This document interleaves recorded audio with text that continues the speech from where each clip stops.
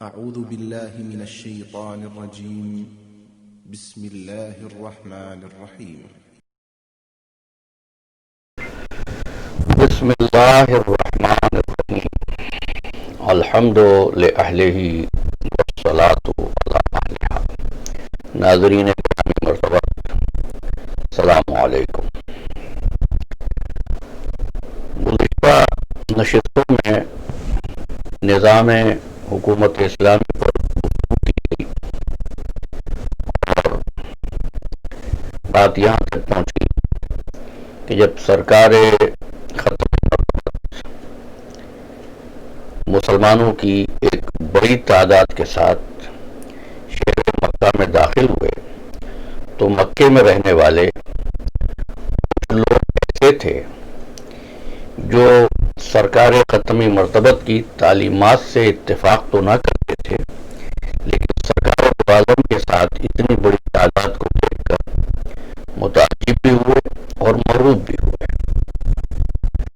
اور اس رعب نے ان کے دلوں میں خوف ڈال دیا کہ کہیں سرکار ختمی مرتبت ان مظالم کا بدلہ نہ لیں جو انہوں نے ماضی میں سرکار دو عالم پر روا رکھے تھے۔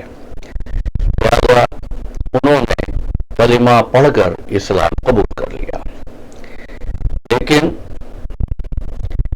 مشاہدات اور اس وقت کی صورتحال اس امر کی گواہ ہے کہ وہ اسلام کی حقانیت اور اسلام کے قوانین کو دل کے ساتھ قبول نہیں کر رہے تھے، بلکہ جان بچانے کے لیے کلمہ پڑھ رہے تھے، کیونکہ اس وقت ان کے پاس کوئی اور آپشن نہیں تھا سوائے اس کے کہ اسلام قبول کر لیا۔ یہاں سے اسلامی تاریخ میں وہ باب شروع ہوتا ہے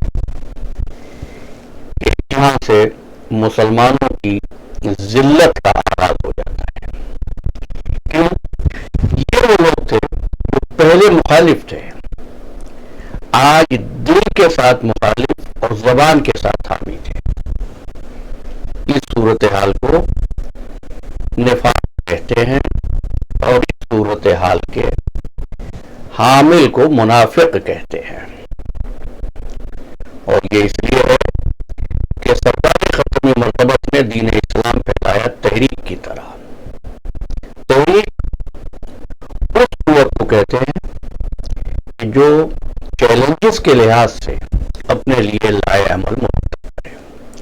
سرکار دو عالم کا تلوار اٹھانے کا ارادہ کبھی نہیں تھا، لیکن جب سرکار ختمی مرتبت کے مدینہ تشریف لے جانے کی بات جارحیت کی گئی تو پھر سرکار ختمی مرتبت نے تلوار بھی اٹھائی اور اپنا مسلمانوں کا دفاع بھی کیا۔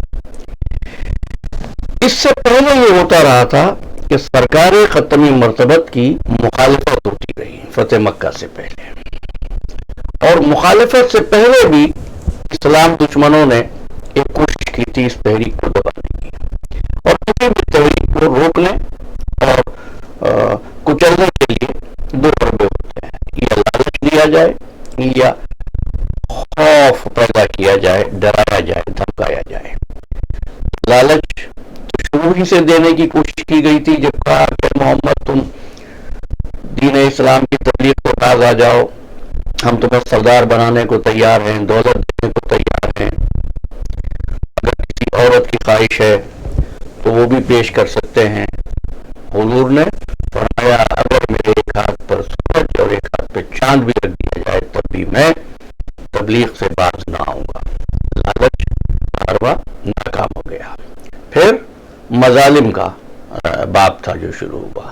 سرکار ختمی مرتبت پر سنگ باری کی گئی، پتھر برسائے گئے، راہ میں کانٹے بچھائے گئے، وقت عبادت آلائشوں کے ذریعے سرکار ختمی مرتبت کی شان میں گستاخی کی گئی۔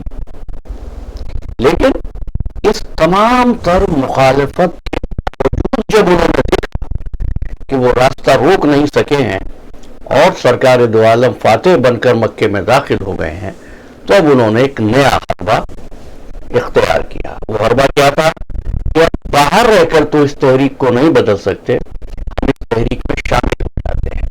لہذا بظاہر وہ مسلمان ہو گئے جان بچانے کے لیے، اسلام کی صفوں میں شامل ہو گئے. اب اسلام کی صفوں میں دو طرح کے افراد ہیں. ایک وہ جو دل سے سرکار ختم مرتبت پر ایمان لائے ہیں اور آپ کی تعلیمات پر یقین رکھتے ہیں. ایک وہ ہیں جو جان کے خوف سے مسلمان بن گئے ہیں.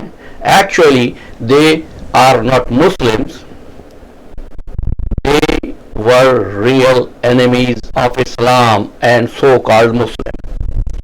اب یہ جملے شاید کچھ احباب کے سماعت پر گران گزرے ہیں, لیکن میں آپ سے کہنا چاہتا ہوں کہ کیا قرآن مجید میں سورہ منافقون موجود نہیں ہے؟